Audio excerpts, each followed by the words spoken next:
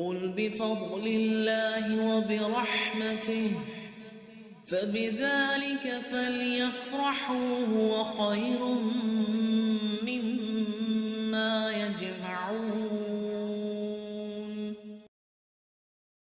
پھر شیطان کے کچھ کرتوت، اس کے کچھ وار، آیت 48 میں وَإِذْ لَهُمُ الشَّيْطَانُ أَعْمَالَهُمْ، جبکہ ان کے اعمال کو شیطان انہیں زینت دار بنا کر دکھا رہا تھا اور کہہ رہا تھا کہ لوگوں میں سے کوئی بھی آج تم پر غالب نہیں آ سکتا، میں خود بھی تمہارا حمایتی ہوں۔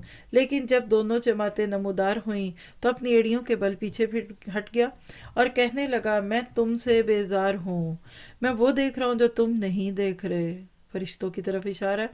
میں اللہ سے ڈرتا ہوں اور اللہ تعالیٰ سخت عذاب والا ہے۔ ذرا سا رکیے گا اور سوچیے گا، اللہ تعالیٰ نے کہا بطر نہ کرو، دکھاوا نہ کرو، ریاکاری نہ کرو۔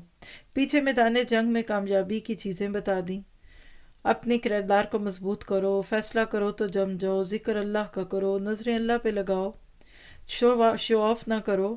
اور اب آخر میں دیکھیں شیطان کا جملہ انی اخاف اللہ، اسے ڈر تھا مگر ڈر سے آگے بڑھ کے عمل نہ کر سکا۔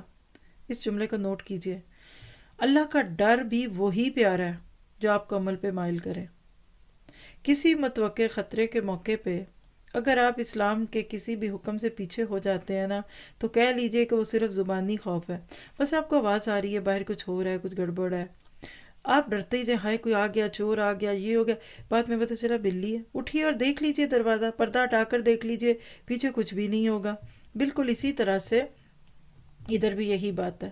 تو اللہ تعالیٰ نے اس چیز کو بتایا۔